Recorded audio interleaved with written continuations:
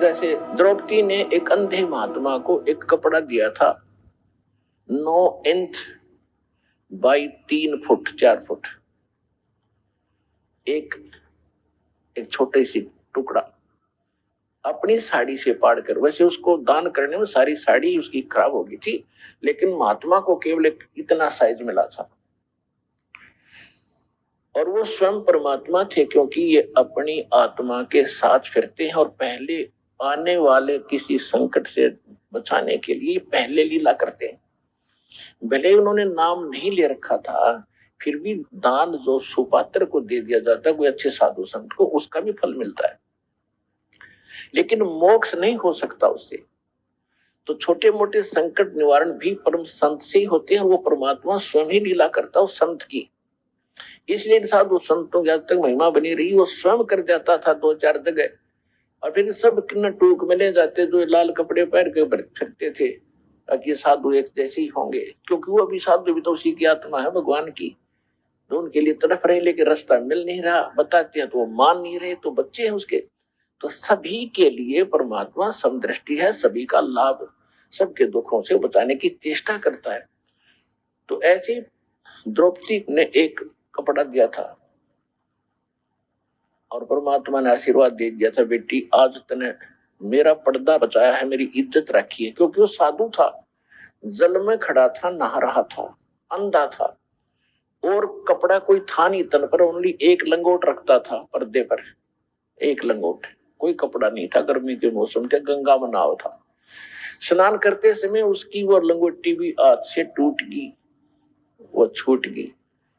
वो निवस्त्र नंगा खड़ा था दरिया में, और उससे थोड़ी सी दूरी पर जिधर से जल आ रहा था, ऊपर की साइड में एक जनाना घाट बना हुआ था बहनों के नहाने का, और राजा द्रुपद ने वो जनाना घाट दरिया पर गंगा पर बनवा रखा था। अपनी नगरी से थोड़ी सी दूरी पर वह बह रही थी गंगा। वहां पर द्रौपदी, उस राजा द्रुपद की लड़की, रोज स्नान करने जाती थी अपनी सैकड़ों सहेलियों के साथ। जब, और वो पुण्यात्मा थी, जब उसने देखा साधु संत महात्मा स्नान कर रहा है, तो उसने सोचा कि महात्मा से बात करेंगे सुबह सुबह, बड़े सौभाग्य हमारा, संत के दर्शन हुए। कहते हैं साधु दर्शन राम का मुख पे बसे सुहाग, और दर्शुनी को होत है जिनके पूर्ण भाग। साधु दर्शन राम का साहिब आवे याद, और लेखे में वही समय बाकी का समय बर्बाद। फिर उसने सोचा कि संत नहा रहे हैं, मैं भी नहा लेती हूँ, फिर स्वच्छ होकर बात करेंगे। वो स्नान करके आधा घंटा में बाहर आई घाट से, क्या देखा कि महात्मा तो फिर भी जल में ही खड़े हैं। वो बाहर इसलिए नहीं आए कि मैं अंधा हूं और निवस्त्र हो गया, नंगा। लड़कियां की आवाज सुनने लगी, तो पहले इतने पानी में था और गहरे में चला गया, इतने में कि कहीं बहन बेटियों के सामने मैं निवस्त्र नजर ना आऊं, शर्म का मारे। अब वो कुछ नहा नहीं रहा था, वो ऐसे हाथ मार रहा था, वो सोच रहा था कोई कपड़ा बहता हुआ आ जाए, मैं लपेट के बाहर निकलूं। द्रौपदी ने देखा आधा घंटा हो गया, संत नहा नहीं रहा, कुछ खोज रहा है। फिर उसने देखा अपने ध्यान से कि महात्मा तो नी वस्त्र है, ये वस्त्र बिना आवेगा नहीं, बाहर कोई वस्तु पटड़ी पे है नहीं, ये सारा दिन खड़ा रहेगा, रात को निकलेगा, गल जाएगा भूखा प्यासा। तो लड़की ने आओ देखा ना तो अपनी साड़ी पाड़ी। राजा की लड़की की कितनी कॉस्टली साड़ी होती है, कीमती साड़ी, कपड़ा होगा विचार कर लेना। और उसने उस इतनी कीमती साड़ी और संत के लिए पाड़ कर डाल दी, एक लकीर, एक बिलहात की, यानी 9 इंच लगभग, कॉपी आकार की, और पाड़ के और 3 फुट चौड़ी लंबी पानी में डाल दी। बहता हुआ वह साथ से निकल गई, लेकिन महात्मा ने दिखाई नहीं था, लीला थी उनकी, और निकल गई। 7-8 बार ऐसी साड़ी पाड़ पाड़ के, एक बिलहात यानी 9 इंच 7-8 बार पाड़ के डाल दी, लेकिन साधु के हाथ नहीं लगी, वो साइड से निकल जाती थी, उसको दिखाई नहीं देता था। तो यह लीला भी भगवान कर रहे थे कि इसके कर्म बनाऊं, इसके कर्म बने, या इसका एक कैर टूटेगा, वो बचे क्यों करे इस बेटी का। अब देखो पुण्यात्मा, लोभ लालच करे तो ऐसा करे, बेईमाना करे तो ऐसा करे, उसके साथ और भी सहेली थी, नौकरानियां थी। उन नौकरानियों को भी कह सकती थी कि एक साड़ी का टुकड़ा डाल दो महात्मा के लिए, तो एक साड़ी का 2 साड़ी डाल, उसने पता था, नौकरानी को मालूम है आज अपनी राजा की लड़की के कहने से हम थोड़ा सा टुकड़ा साड़ी का देंगे, 2 साड़ी देगी, रहती 2-3 धोती देगी, बढ़िया, तो वो डाल सकती थी। लेकिन उसने उनको नहीं दिया, क्योंकि उसको मालूम था कि मैं पुण्य करूंगी अपने हाथ से, मुझे मिलेगा, ये करेंगे तो इनको मिलेगा। इतना अध्यात्म ज्ञान उन बच्चों को उसमें दिया जाता था। मैं रोटी खाऊंगी मेरा पेट भरेगा, ये खाएगी इसका भरेगा। तो उसने ये बेईमाना लालच करा। तो लोभ करे तो ऐसे करे, दान धर्म करने का स्वयं करे, अपने डट के करे और सेवा करने का। तो इसी प्रकार जब उसने 7-8 को पीन के ऐसे डाल दी, नहीं हाथ लगी, फिर उन्हें सोचा निकट न्यू नहीं जावे थी कि कहीं महात्मा को आभास ना हो जाए कि लड़की है ये जो कपड़ा डाल रही निकट आएगी, तो कहीं ये आगे को ना सरक जा दरिया की तरफ और बह जावे, मर जावे, यो तेज धार में बह गए। बोल इसलिए नहीं रही थी। इसलिए उसने एक लंबी लकड़ी उठाई जंगल से, उसके फिर एक और टुकड़ा पाड़ा, फाड़ के उसके लपेटा और धीरे धीरे साधु संत के हाथ के निकट कर दिया, जहां वो ऐसे हाथ मार रहा था।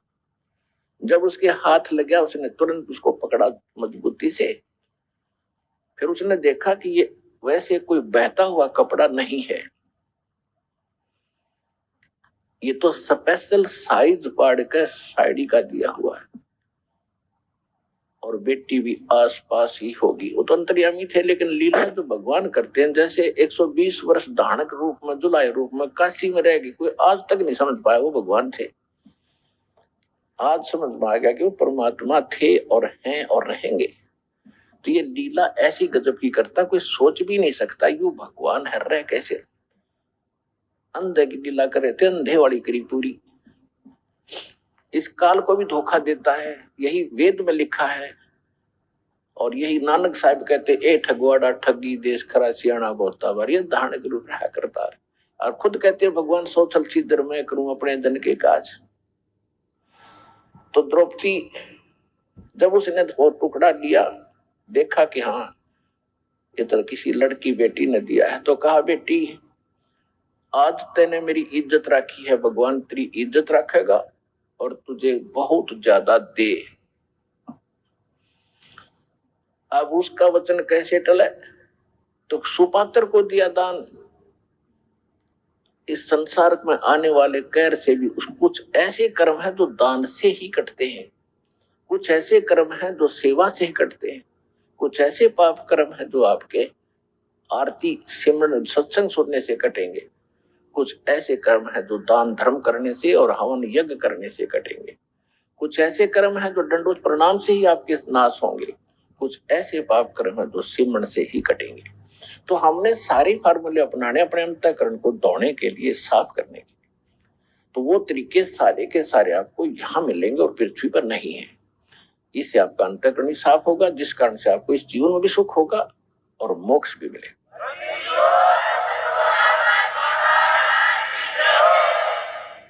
अब द्रौपदी का विवाह हो गया अर्जुन से, और पांडव हार गए जुए में, और द्रौपदी को नंगा करने का प्रकरण आपने खूब सुना। दुशासन को आदेश दे दिया दुर्योधन ने कि इसको नंगा कर दे बड़ी सभा में, और इसका चीर उतार दे, हम अंधे हैं। द्रौपदी ने एक कुवचन कहा था, जिसमें राजा युधिष्ठिर ने एक शीश महल बनाया था शीशे का, और दुर्योधन को न्योता दिया था भोजन के लिए। ये गया तो इसकी टक्कर लगी शीशे में, दिखा कौन, यू गिर गया। द्रौपदी आई थी पानी लेकर के सिर पे मटका भर के, और हंसती हुई कहने लगी कि अंधों की संतान अंधी ही होती है। उसने एज ए भाभी अपने देवर को एक मजाक कर दिया, और कहते हैं दुर्योधन दुष्ट आत्मा था, उसका इतना दुख मान गया कि इसको सबक सिखाऊंगा कि इसने कैसे कह दिया मेरे साथ ऐसा मजाक, अभद्र मजाक किया है। अपने आत्मा परमात्मा कहते हैं साधु होना और सजन, संत भगत सोना और सज्जन पुरुष टूट जोड़े 100 बार, और दुर्जन और पाका कलश एक के धक दरार। जैसे मटका होता है पका हुआ, उसको थोड़ा सा झटका लग गया, उसमें दरार आ जाएगी, क्रैक हो गया, वो दोबारा नहीं मिल सकता, 100 प्रयत्न कर लो, अलग ही पहचान रहेगी। इसी प्रकार दुष्ट व्यक्ति एक बार थोड़ा सा भी कोई बात होगी, वो कभी वैसा नहीं हो सकता, वो अपना कुबद मन में जरूर रखेगा, बकवाद करे बिना रह नहीं, उसमें इतना दोष होता है। और भगत संत साधु और सोना और सजन, सजन पुरुष भद्र पुरुष टूट जोड़े 100 बार। जैसे सोने का आभूषण बना दिया, अलग अलग टुकड़े कर दिए, फिर उसको दोबारा आभूषण बनाया जाता है, निशान भी नहीं रहता ये कौन था, वैसा ही बन जाता है। ऐसे साधु संत कभी कवासुनी हो जाती है तो मन में दोष नहीं रखते, ईर्षा नहीं रखते, उसको बदले की भावना नहीं रखते, और फिर मिलते हैं तो वैसे ही हो जाते हैं जैसे कभी कुछ हुआ ही नहीं। और दुर्जन, दुर्योधन दुर्जन था, एक के धक दरार, उसमें इतना क्रैक आ गया, वो मिटा नहीं, अपना नाश करा के टिका, सर्वनाश कराया उसने। अब उसी आधार से उसने कहा कि दुशासन, अब इसको नंगा कर सुबह में, हम तो अंधे हैं और अंधों की संतान है, हम कुछ देख थोड़े सकेंगे इसके अंग को, नंगा कर इसको आज। अब द्रौपदी, वहां कौन कौन विराजमान थे पुण्यात्मा, महाभारत पढ़ा करते आप, इसको बड़ा अनमोल ग्रंथ जान के, इसके अंदर जो इन पात्रों का जो गलत रोल था किसी का नहीं तरतीब हमने देखने नहीं मिला। विषम पितामह द्रोणाचार्य और कर्ण, ये 3 ऐसे योद्धा थे जिससे सब कुछ कांपते थे, दुर्योधन भी कांपता था, और वो सारे सभी कौरव कांपते थे। लेकिन उस सभा में वो सारे बैठे और विदुर भी विराजमान था, विदुर जो कौरव पांडवों का चाचा था। अब वहां पर जब उसको नंगा करने लगे, द्रौपदी ने सबसे पुकार की। पहले तो ये सोचा कि ऐसी गलती कैसे कर देंगे, सारी सभा में मुझे नंगा कैसे कर देंगे, भीष्म पितामह जैसे बैठे हैं दादाजी, और साथ में ये बैठे द्रोणाचार्य गुरुजी, और कर्ण जैसे महापुरुष अक्षत्री विराजमान है, ये कैसे गलती करेंगे। तो जब सबकी तरफ देखा, दुशासन ने उसका पल्ला पकड़ दिया नंगा करने के लिए। किसी ने भी यूं नहीं कहा तुम क्या कर रहे हो मूर्खो, ये क्या कर रहे हो, कैसा जुल्म कर रहे हो। अपने पति 5 पांडवों की तरफ देखा, क्योंकि वो हार चुके थे, वो बंध चुके थे, नीची गर्दन कर ली। अब द्रौपदी ने देखा कि तो सब फेल हो गए, तो जिसको तू आसरा मान बैठी थी, जिनको सहारा मान रही थी, ये तेरी मदद हेल्प करेंगे, तो ये तो फ्यूज हो गए सारे। तो यहां परमात्मा ने कहा कि उस समर्थ की रीढ़ छुपाई कुल कुटुंब तेरा था। अब इन संसारिक लोगों से तू अपनी कल्याण चाहता है, इनसे मदद मांग रहा है, ये मदद नहीं कर सकेंगे, समय आने पर भगवान ही मदद करेगा। और वो कैसे करेगा, यदि तूने उसके अनुकूल कोई ऐसा कर्म किया होगा तो करेगा। अब उस समय उस सभा में एक व्यक्ति था जिसको हम पंचायती कह सकते हैं और एक धर्मपुत्र कह सकते हैं, विदुर। विदुर ने खड़ा होकर कहा, करे भले आदमियों, तुम क्या करने जा रहे हो, कुछ दुर्योधन अकल से काम ले, बाहर के लोग तुम्हें क्या कहेंगे, अपनी इज्जत अपने हाथों उतार रहे हो, तुम एक ही दादा की संतान हो, तुम अलग अलग नहीं हो। विदुर कहे ये बंधु तुम्हारा, ये पांडव भी तो आपके ही चचेरे भाई हैं। विदुर कहे ये बंधु थारा, एक कुल एक परिवारा, और तुम ये ऐसा जुल्म ना करो, अपनी इज्जत आप ही उतार रहे हो। और कहते जब विदुर ने उनको मना किया, रोकना चाहता, थप्पड़ मारा, उसके मुंह पर थप्पड़ मारा कि तू तो पांडवों का चमचा है, सदा इन्हीं की ओर बोलता आया, जबकि नाते में वो चाचा था, सगा चाचा। कहते हैं विदुर के मुख पर लगा थपेड़ा, तू तो हिन पांडवों का चेहरा, इनका चमचा है नौकर। तू तो है बांदी का जाया, तू बांदी से पैदा हुआ ना, इसलिए तेरे अंदर अक्षत्री वाले गुण नहीं है, तू इतनी ही बोधी बात कहता रहा। तू तो है बांदी का जाया। जब ये शब्द उसने कहा दुशासन ने, कहते हैं भीष्म, कर्ण और द्रोण मुस्काया। अकल देखो उन महापुरुषों की, पंचायत में बैठे हैं और एक लड़का अपने चाचा का थप्पड़ मार रहा है और उसको अपशब्द कह रहा है, और वहां वह बैठे मौजूद व्यक्ति हंस रहे हैं, मुस्कुराए वो। जबकि उन्होंने खड़ा होकर कहना चाहिए था, निकम्मे खबरदार देते न अपने चाचा का हाथ लगा दिया, सारी नैतिकता नाश कर दी तूने। और वो इसके विपरीत उन्होंने ना कुछ टोका टाकी की, ना ये कहा तू ऐसा ना करो, बल्कि ये शब्द सुनकर कि तू तो है बांदी का जाया। भीष्म, कर्ण और द्रोणाचार्य गुरु कहते मुस्काए, हंसे। और वहां एक था भक्त, एक था पंचायती। उस सभा में पंचायती के एक लक्षण और गुण होते हैं, सच्ची बात कहे, मुंह पे कहे, और उसकी नहीं चले तो उठ कर चला जाना चाहिए, वहां बैठा नहीं रहना चाहिए उस सभा। तो विदुर वहां से उठ कर आ गया, वहां रहा नहीं। या तो भीष्म, द्रोणाचार्य और कर्ण ने उनका विरोध करना चाहिए था, नहीं मानते तो सभा त्याग देनी चाहिए थी। वहां बैठे किस लिए थे? वो बुद्धिहीन उस द्रौपदी को नंगा देखने के लिए बैठे थे, वो दुष्ट व्यक्ति। और किस लिए बैठे थे? अब कहते हैं बंधे से बंधा मिले और छोटे कौन उपाय, कर बंदगी निर्बंध की वो पल में दे छुड़ाए। अब दुर्योधन के मलिन अन्न को खाकर भीष्म पितामह, द्रोणाचार्य और कर्ण वो दूषित मन के हो गए थे। वो बंद गए उसके लोक लाज में, किसका टुकड़ा खाते हम कैसे बोलेंगे। और विदुर ने खड़ा होकर कह दिया, और उधर से पांडव बंद गए कि हम हार चुके हैं, द्रौपदी को हम बोल नहीं सकते, वो भी बंधन में बंध गए मर्यादा में। पुण्यात्मा, जब ये जीव इन संसारिक लोगों से अपना आस्था हटा लेगा, एक उदाहरण समझ लेना यहाँ पर, जब तक आप किसी राजनेता या अन्य किसी अपने धनी रिश्तेदार से आशा रखते हो अपने किसी वस्तु की, भगवान साथ कम देगा। जब आप उनसे हटकर केवल एक परमात्मा में आस्था रखकर सच्चे दिल से पुकारोगे, तो पता नहीं क्या कर दे एक पल में।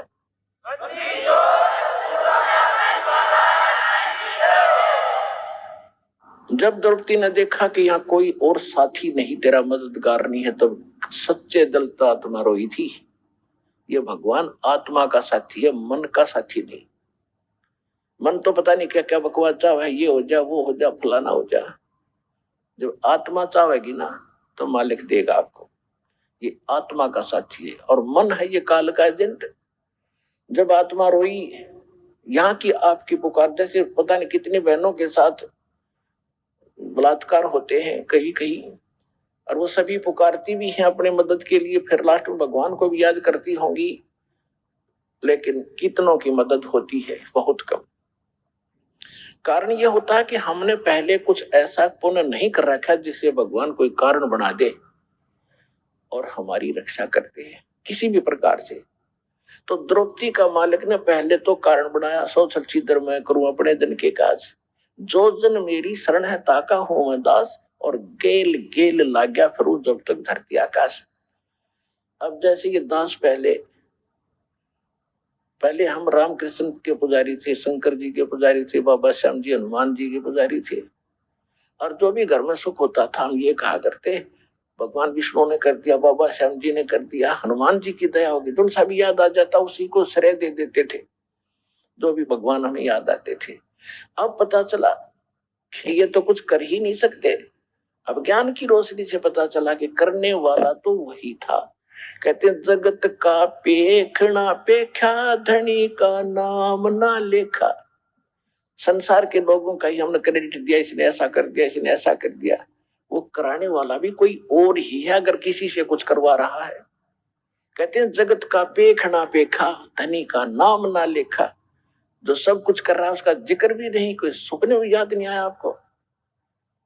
तो परमात्मा कहते हैं जब तक जो मेरी शरण में है, कभी किसी शरण समय में, ये द्रौपदी वाली आत्मा भगवान की शरण में थी। इस कलयुग के इस पीरियड में, ये चल रहा है जो स्वर्ण युग आ गया ये, और इसमें जो बिचल गए, पिछड़ गए, रह गए, वो फिर यही धक्के खाते हैं। रानी बन गई, कभी राजा बन गए, कभी देवता बन गए। कुमाई इस समय की होगी वह सत भक्ति, और हजारों युगों तक चलेगी उनके साथ, क्योंकि इतनी कमाई इतनी बनती है इसकी, फिर यहाँ बर्बाद हो जाती है।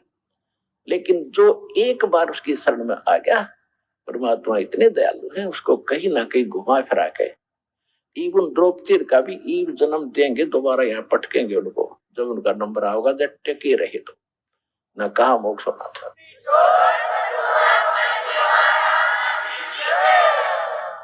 तो कहने का बात यह है कि जब आत्मा ने रोई हृदय से मालिक को, तो इसकी पुकार जाती है धर्मराज के दरबार में।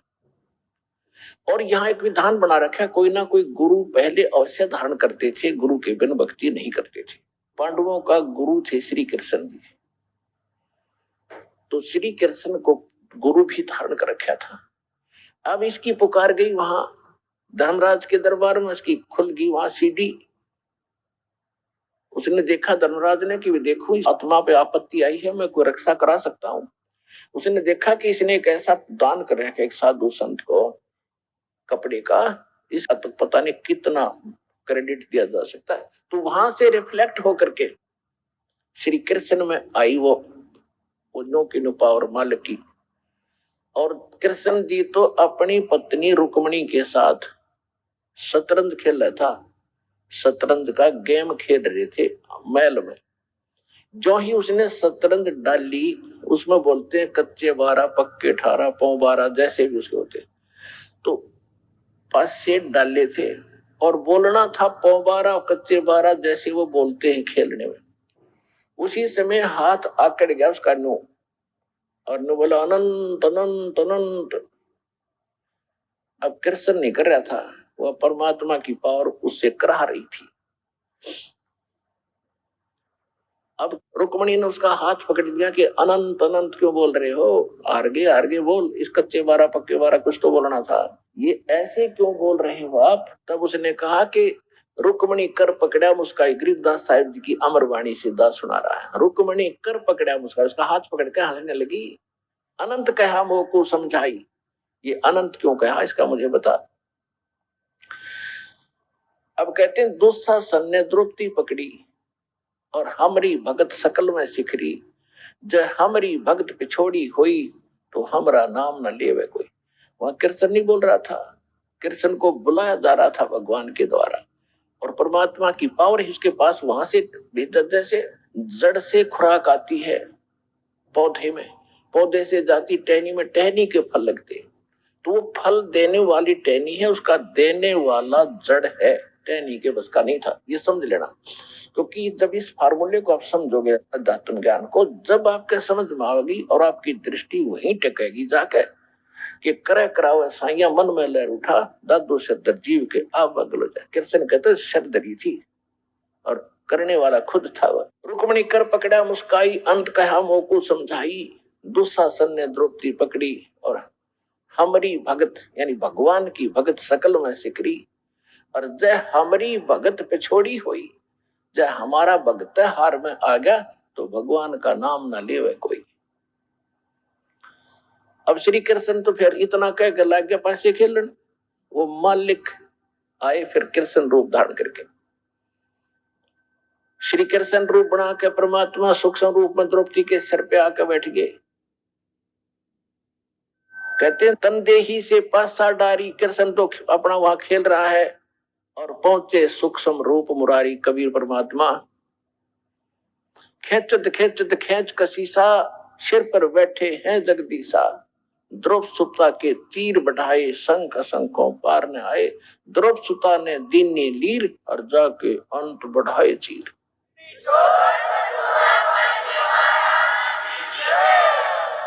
देते को हर देत है जहां तहां से आन, अनदेवा मांगत फिरो, फिर साहिब सुनैना का।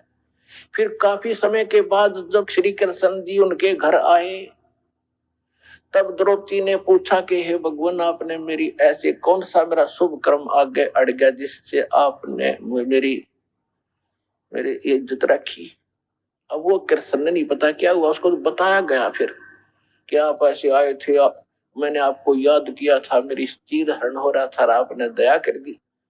तब श्री कृष्ण में भी को पिछले 3 लोग की ये कुछ शक्ति है, इनमें भी कुछ दिव्य दृष्टि होती है। इसने जब ध्यान मग्न होकर देखा कि कौन सा पुण्य इसको मिला, तब उसने बताया कि द्रौपदी, तूने एक बार जब तू कंवारी थी राजा द्रौपद के घर नहाने गई थी और तूने एक साधु संत को एक बिलहात का एक छोटा सा टुकड़ा साड़ी का पाड़ कर दिया था, उस महात्मा को दिए हुए फल, उस टुकड़े का फल आपको इतना मिल गया। ओए होए, जब उसको याद आया, रिमाइंड हुआ को, अच्छा हो, इतने महापुरुष थे वो सूरदास। तो कहती है कि एक लीर, लीर माने छोटे से टुकड़े के कारण मेरे हो गए चीर अपार, और जय मैं पहले जानती कि ऐसे समर्थ है ये, तो सब कुछ देती वार, कि उसको ना जाने के दान दे देती, इस महापुरुष को पता नहीं क्या समर्पण कर देती। तो पुण्यात्माओं, आज वो अवसर आ गया आपका, और जय ईब चूक गए, अब समर्पण होने का समय है मोक्ष प्राप्ति और यहाँ की सुख प्राप्ति के लिए। इसलिए आपको उदाहरण सुना।